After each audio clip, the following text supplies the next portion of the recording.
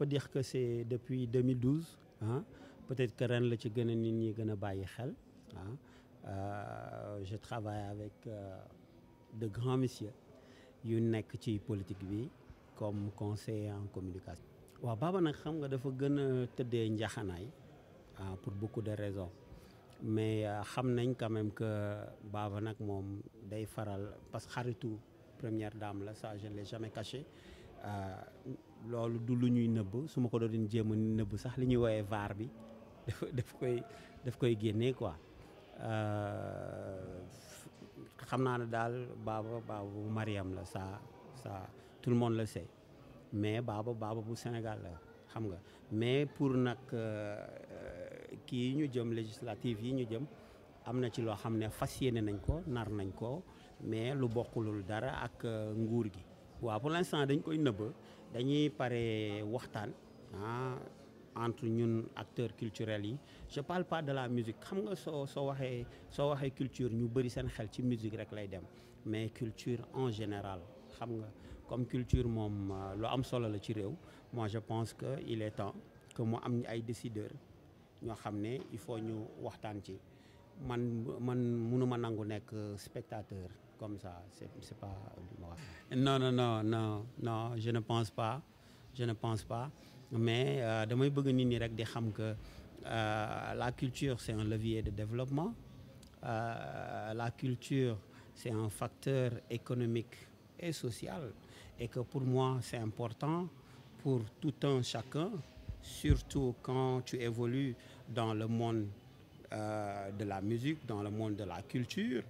il faudrait des gens qui arrivent à défendre l'idée, la culture en général. Je donne un exemple. En 2018, le budget de la culture était estimé à 25 milliards. mu am partie boo xam ne day dem ci lii day dem ci art plastique lii day dem ci bindkat yi lii day dem ci cinéma bi mais constat bi ma def moom mooy que la musique moom mooy parent pauvre ci biir culture bi il y a beaucoup plus d'intellectuels il y a beaucoup plus de gens qui arrivent à défendre à part les Aziz Dieng et consorts ñuy défendre musique pour teg ay mbir yu wóor pour que ñu mën a jàppale musique quand je parle de la musique du fecc ak affaire de fecc ak way rek non il faudrait que les gens arrivent à comprendre qu'aujourd'hui am na dëkk yoo xam ne musique moo leen jaay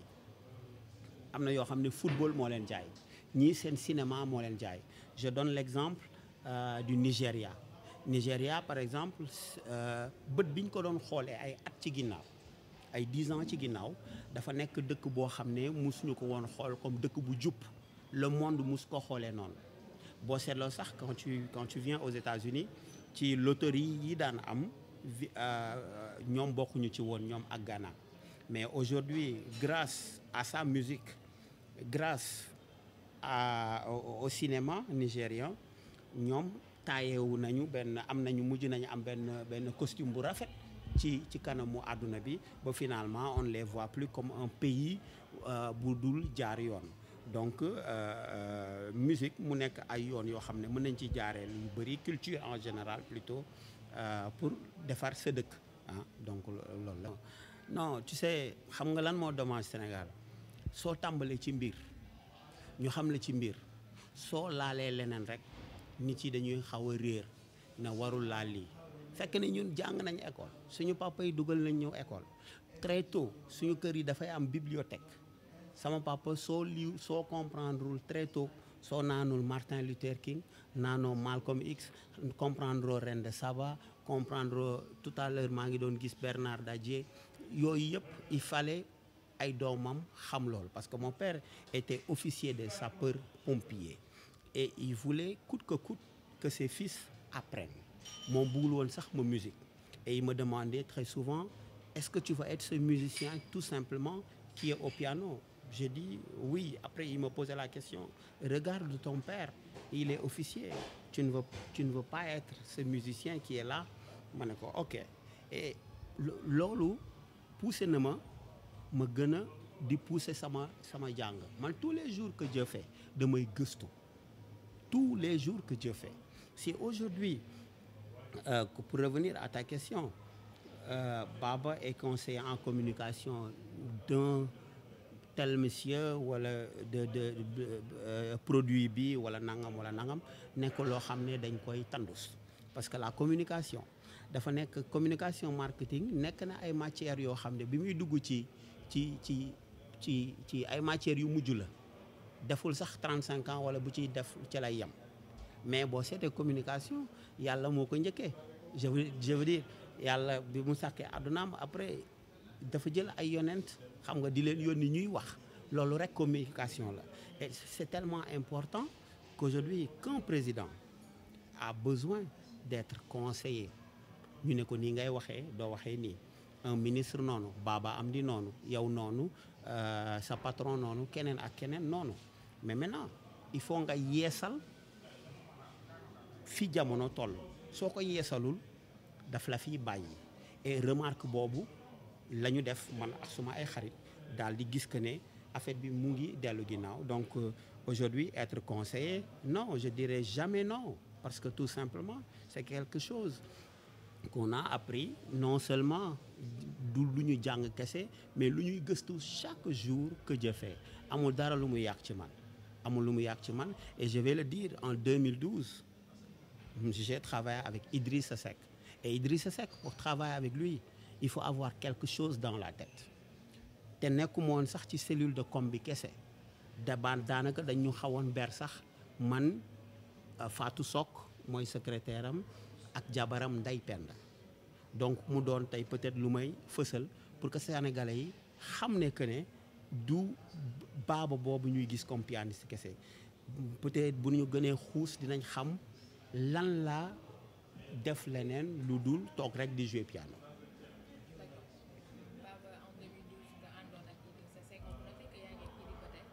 Oui, moi je suis pour la paix et la stabilité de ce pays. Élection yi ñu génn am na loo xam ne waxtaan naa ko ak camp wu Idrissa Seck waxtaan naa ko aussi ak camp wu présidentiel bi du candidat sortant loolu yëpp c'était pour ñu am réew boo xam ne day nekk ci jàmm. Il m'arrive de temps en temps bu ma gisee loo xam ne war naa ko mën a yokk ci mbir mi j'envoie un message camp présidentiel bu ma gisee loo xam ne war naa ko mën a yokk ci réew mi j'envoie un message camp Idrissa Seck je suis comme ça de nature je joue parfois le rôle de ce régulateur que beaucoup de gens ignorent mais su fekkoon ne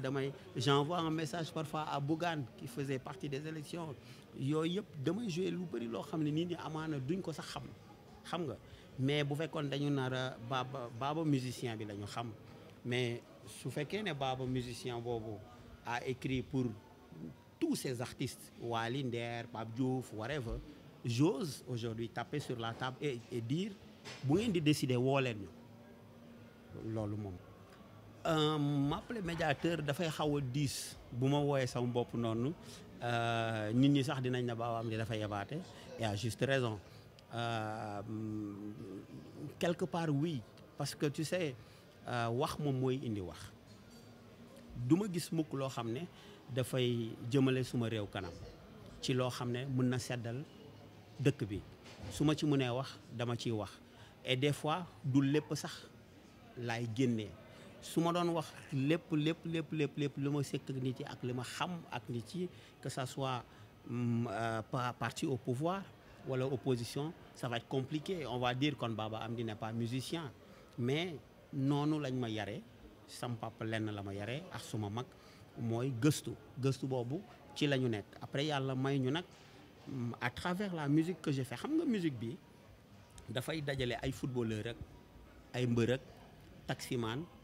kiy jaay jën kiy jaay orange ñooñu ñëpp da nga ciy bëri ñoo xam ne dañ lay déglu et la musique jazz que je fais généralement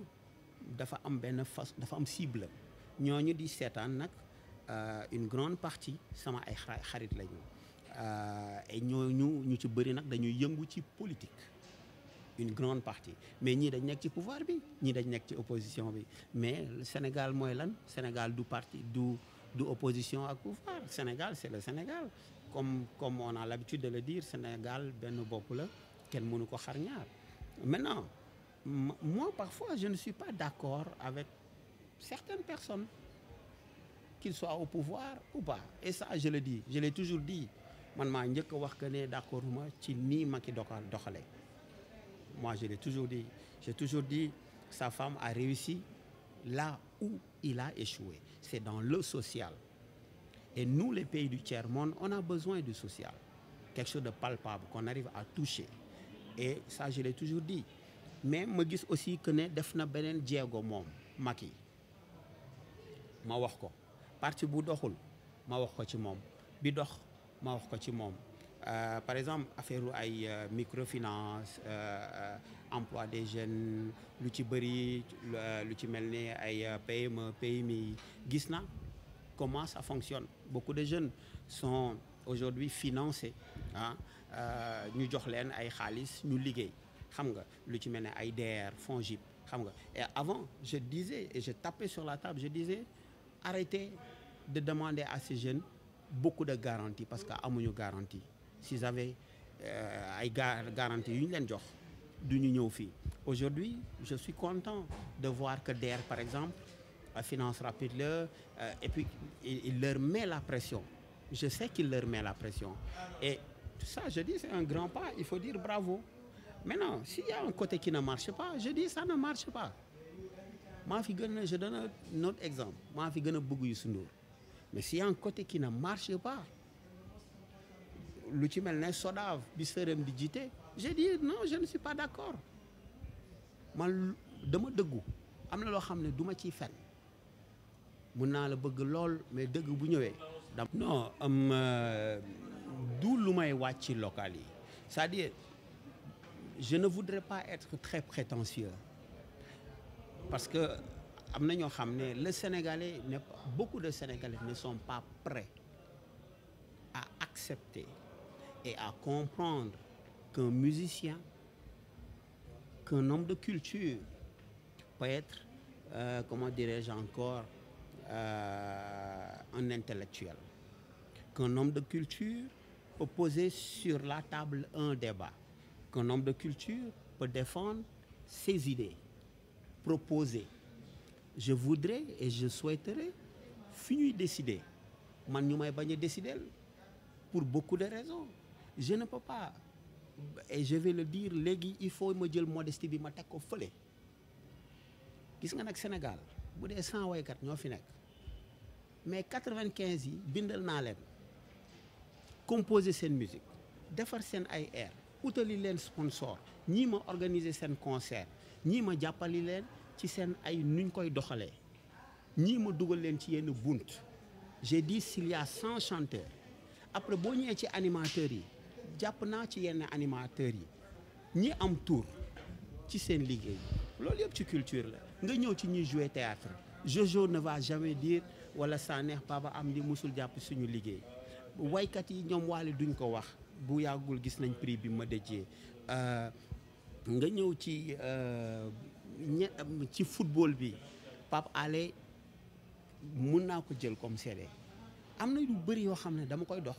mais nit ñi duñ ko xam, parce que fii Sénégal il faut nga wanewu, nga taper sur la table pour wax yow la diw.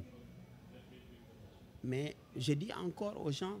bugguma tout le temps ñu may décider, parce que dama gis que ne la musique dafa manqué ñu koy kiwal loolu. Moo tax pour revenir à ta question, pour ñu ñëw ci législative yi, am na lu ñuy pare loo xam ne bëgg nañ ko. Moo tax j'aime bien l'idée de Sonko. C'est un jeune, il est jeune, il est très jeune, il est né en 74. Lim ñu màggee bëriwul, chaque jour ma wax ko. Je dis, il nous donne du courage. Il est en train d'ouvrir les portes. Tijji na benn boulevard pour dire allez-y. Vous aussi, vous avez votre place, vous avez votre mot à dire. War ngeen mën a wax nit ci déglu leen. Tijji na bunt bi, et je dis un grand bravo, un grand merci, pour que ñun aussi qu'on essaie de proposer, de mettre des choses sur la table. Parce que gouvernement bi, je le précise, il faudrait que le président Sall et je sais qu'il en est très conscient, qu'il soit entouré de jeunes. En 2019, loolu c'est impératif pour moi parce que sinon li koy raw day rëcc dafay bëri waxuñu ko mu pousse mag ñi mais mag ñi il faut ñu xajal xale yi pour ñun ñu ñëw proposer ay mbir pour mun a dem ci kanam. Regarde ce qui se passe dans la musique au Sénégal. Je donne juste l'exemple de la musique. Ces jeunes n'arrivent pas à décoller. da ay artistes lañ mënuñu fi génn lu tax parce que dafa am benn manque de générosité bu xew ci diggante yenn artistes yu mag yi il faut ma sañ ko wax ak yenn artistes yi affaire bi du jàngale musique kese